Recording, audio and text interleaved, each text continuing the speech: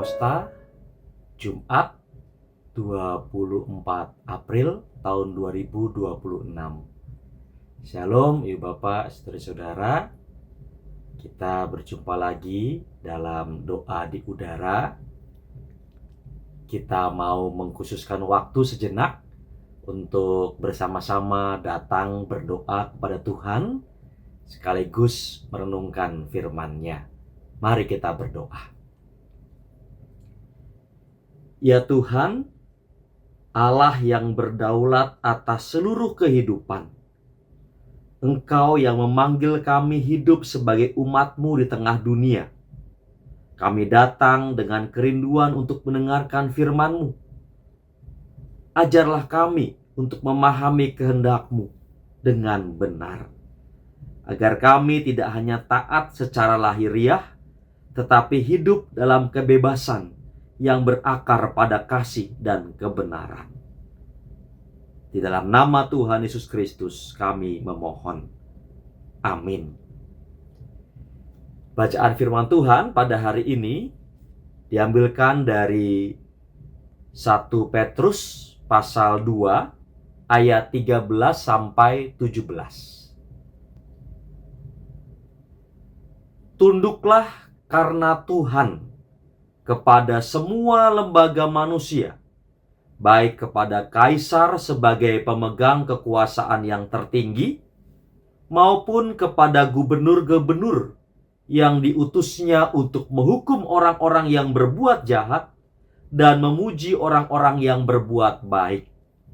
Sebab inilah kehendak Allah, yaitu supaya dengan berbuat baik kamu membungkamkan kepicikan orang-orang yang bodoh.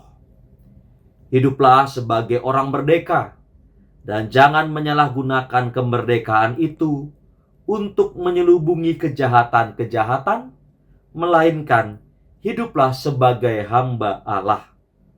Hormatilah semua orang, kasihlah saudara-saudaramu, takutlah akan Allah, hormatilah kaisar.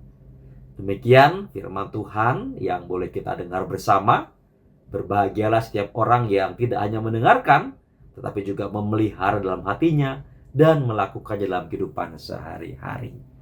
Ibu Bapak yang terkasih, dalam bacaan kita ini Rasul Petrus mengajak kita untuk tunduk kepada semua lembaga manusia karena Tuhan. Ini bukan sekedar soal aturan, tetapi tentang kesaksian iman di tengah-tengah masyarakat. Karena di bagian selanjutnya, Rasul Petrus mengatakan, hiduplah sebagai orang merdeka, tetapi bukan menggunakan kemerdekaan itu sebagai alasan untuk berbuat jahat. Disinilah muncul ketegangan yang perlu secara sadar kita jaga. Di satu sisi ada ketaatan, di sisi lain ada kebebasan. Keduanya ini berjalan bersama, beriringan. Kebebasan dalam Kristus bukan berarti hidup tanpa batas, melainkan hidup yang diarahkan untuk melakukan yang baik dan memuliakan Allah. Disinilah ketaatan kepada Tuhan terwujud dalam kesediaan untuk hidup tertib, menghormati sesama, dan tidak memakai kebebasan secara sembarangan. Jadi, kebebasan dan ketaatan itu justru beriringan dan berjalan bersama. Nah, di dalam semangat kita untuk hidup baru, panggilan ini menjadi sangat nyata.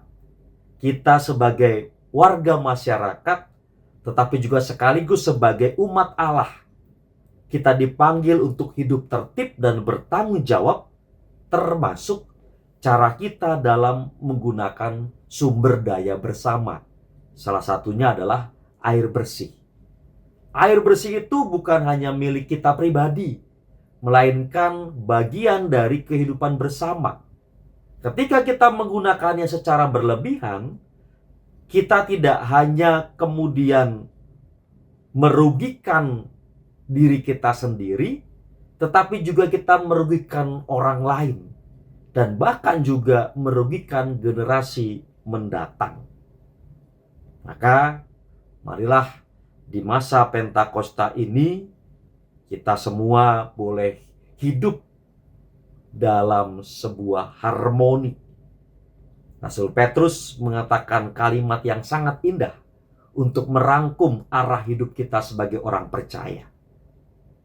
Relasi dengan Allah, relasi dengan sesama, relasi dengan alam berjalan bersama. Justru ketika kebebasan dan ketaatan bisa beriringan.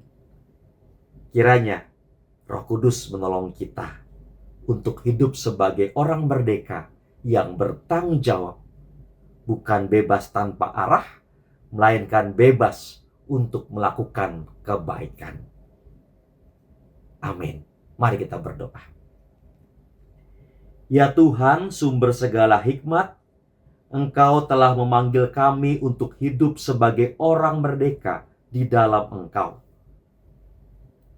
Maka kami mohon agar kami dapat bertanggung jawab menggunakan kebebasan itu.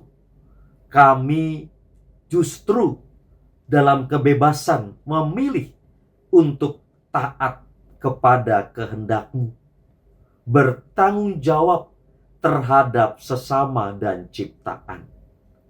Perbarulah kami oleh Roh-Mu, supaya kami hidup sebagai umat-Mu yang memberikan kesaksian yang baik di tengah-tengah masyarakat. Supaya melalui hidup kami, nama-Mu dimuliakan dan kehidupan bersama terpelihara. Dalam nama Tuhan Yesus Kristus kami berdoa. Amin.